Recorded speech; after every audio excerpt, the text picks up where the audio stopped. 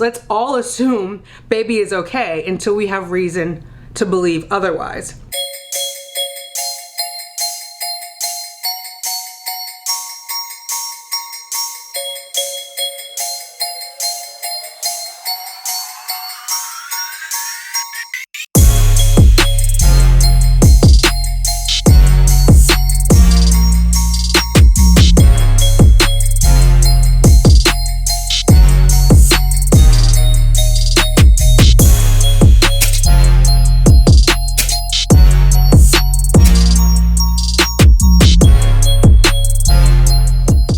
What's up, hotties?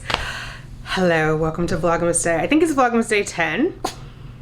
This is not going to be very Vlogmasy though, so I do want to give a trigger warning. We're going to talk about our feelings, our emotions, and being respectful of one another's feelings, okay? So if you're not down with that, we'll catch you on the next one. So a lot of you guys joined me on Friday, I think it was Friday, for the premiere where I was talking about my feelings and how it was triggering for me for people to keep asking me questions like, how is the baby doing? Because I don't have an answer to that question.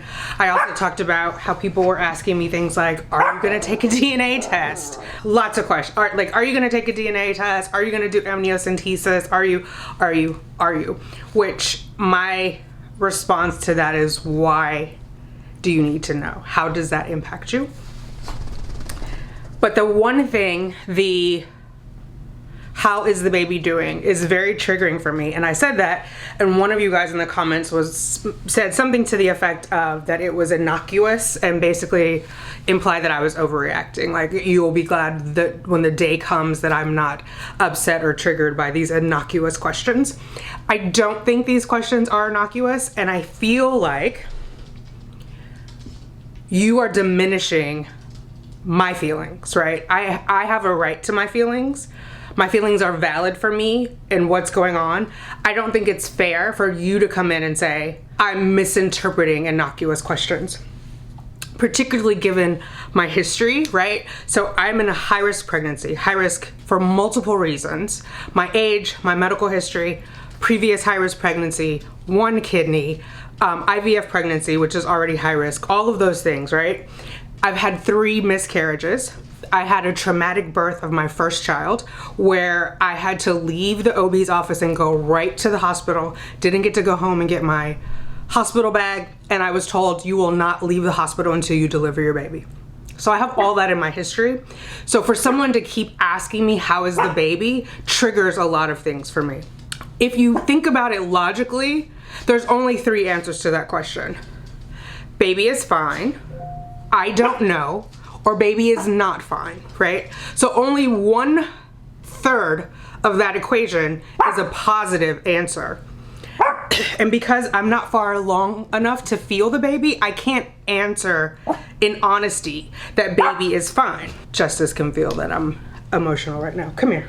I mean, this is Liberty. Come here. Okay, let's hang out. So I can't answer in earnest that baby is fine. I'm not going to say baby is fine to make the other person feel better. If the other person is truly asking because they care about my well-being, when I tell them that that triggers me, if they really care about my well-being, they will stop asking me that, right? Someone else, it may have been the same person, made a comment a few weeks ago, oh, just name it and claim it that the baby is okay. Why do I have to do that when I'm telling you this is triggering me? The person asking should name it and claim it and assume the baby is okay. Yeah. Oh no, Justice, come here. Justice, come here. They should make the assumption that everything is okay instead of putting it back on me, because it automatically makes me realize I don't know how the baby is doing. And after 3 miscarriages, you always have that. I think even after 1, you always have that in the back of your head that you might miscarry again. If it's coming from a place of goodness, meet me where I am. If you're really concerned, I'm telling you how you can support me. And that is not to ask me how the baby is doing. Also, people are text me that, how is the baby is doing. So if we think of those 3 scenarios, one of them is the baby is not doing well. The pregnancy has not gone well. That is not a conversation I'm gonna have with you in a text message, right? So if that's what I have to comment back, I'm just not going to answer. So again, it's not an appropriate question over text or a casual, like, how's the weather today conversation, because it has real world consequences, unlike the weather, right? The weather is rainy. I mean, the weather could, if there's a tornado or hurricane, to be fair. I don't want to be disrespectful of anybody's weather situation, but there's a possibility that the answer is negative, which is also why the question is triggering. If you wish me well, you can just say, I've been thinking about you and baby. You know, you guys are in my prayers. It doesn't have to keep being, how is baby, how is baby, how is baby, when I'm getting the question daily. Do you know what I mean? Like, it's not just the one person, it's multiple people saying. So what I finally in my real life started doing is telling people I don't know. And then they've stopped asking me. And I'm telling y'all on the internet aunies, I don't know. When I know, I will update you. I have a channel, Simply Tanika. I cover everything in my pregnancy. When I have information that I am ready to share broadly, it is on that channel. My pregnancy updates, my doctor updates, some of them are delayed so that I have the mental bandwidth to process it first. And so when I'm ready to share, it's on that channel. You don't have to write in the comments, how is the baby? Because you will know how the baby is when I know how the baby is. Otherwise, let's all assume baby is okay until we have reason to believe otherwise. Because if you write in the comments, how's the baby, do you expect me to say the pregnancy has ended also in the comments? Or if you're texting me or IMing me on Instagram, is that the comment that, like, it's not fair to me? Yeah. Everything that I want to share publicly that I'm mentally able to process is already publicly out there. So there's no need to, like, back channel, email, Instagram, comment, how's the baby? It is a lot. It is a lot.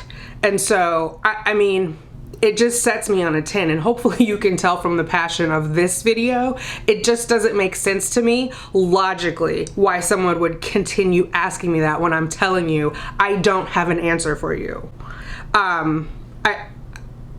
And I don't want to lie to you, right? Because then there's a whole thing, oh, when I talked to you at that time, you said the baby was okay. And then I go in and maybe I had a miscarriage and the baby wasn't okay. You know what I mean? I'm not wishing those things on myself, but those are the realities that I have to live with. I'm in a high risk situation. So I'm just asking you guys to meet me where I am. If that is too hard, I would just respectfully ask that you not watch the videos and not comment. Like, if that is too challenging for you because you're spiking my stress, and that puts the baby at further risk. So that's why I say it can't be coming from a place of goodness. Like, I can tell when someone is coming from a place of goodness. And I said that throughout my TTC journey, right? Ask me, how can I support you? Because people would just give me unsolicited information. They would give me data that had nothing to do with me. They would tell me the most horrible story about what happened to their relative. And a bit of that is happening in the pregnancy, which is getting frustrating. But, like, that's not helpful to me. Right when I'm turning 10 weeks, you're telling me who had a 10-week miscarriage. Like, think about what you're saying. And that's what I'm saying. They're not innocuous comments. They're thoughtless. They are without thought. And all I'm asking is that you be thoughtful with me. Be thoughtful. And hope for the best. Pray for the best for me. But you have to give me the bandwidth to support my mental health and to be whole and complete. And it just, it stresses me out. It stresses me out because there's a thing about when you have anxiety, there's a thing called rumination, and it'll go over and over and over and over in your head. It's like a broken record, or not, is it broken? A scratched record. Someone will ask me that and it just keeps going over and over in my head. How's the baby? How's the baby? How's the baby? I don't know. How's the baby? I don't know. How's the baby? I don't know. Like, imagine that. Do you know what I'm saying? So it's not, that is an anxiety disorder that I have. So you have to meet me where I am. And if you can't, then I just respectfully, you know, ask you to bow out. This is not a journey for you. We're not good for one another. And to protest and say, well, I meant well, you get to say that once, and then I'm telling you how it's landing. And if you continue, then I just think that's abusive, right? That's just mentally abusive. I'm telling you what it's doing to me and you're doing it anyway. It doesn't make sense. And I'm not gonna be in a place where I tell someone how I feel and then they tell me how I shouldn't feel that way. I grew up like that, where people were like, I'll give you a reason to cry, which intimates the reason you're crying now is not a reason to be crying. You shouldn't be crying. Whatever you're feeling is wrong. I'm 51 years old. You're not gonna tell me what I'm feeling is wrong. I have a right to my feelings. My feelings are valid. I have many years of therapy to underscore that. If you talk to any therapist, they will tell you that. So to tell me that what I'm feeling is not right is just inappropriate and not supportive. And so I am at a very vulnerable place in my life. I'm super emotional. I'm hormonal. I have lack of sleep.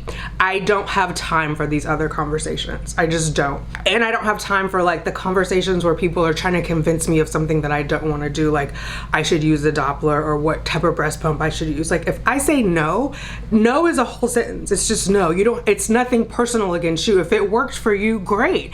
And thank you for your opinion about it and for your review of whatever it is you're talking about. But if it doesn't make sense for me and I tell you it doesn't make sense for me, leave it there. Like we shouldn't have to go back and forth about why I should try it, why I should do it, how come I'm not doing it. Because I'm grown and I don't want to. Period. Thank you, but no thank you. Hopefully, I don't know. I probably sound like a crazy person. Again, emotional, sleep deprived, hormonal. That's kind of where I stand, guys, and I'm gonna have to stand firm on that as we go forward because, you know, each day I'm getting closer to my take-home baby and I want to make it all the way there, and I have to block out all the stressors, all the noise, all the nonsense of well-meaning people, right? The road to hell was paved with good intentions. We have to do better than just good intentions. We do. We have to meet people where they are.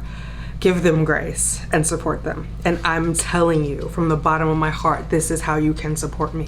Stop asking me how the baby is doing. I don't know.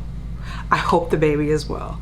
Soon I'll be able to feel the baby and I'll have more reassurances, but I haven't gotten through the 20-week scan.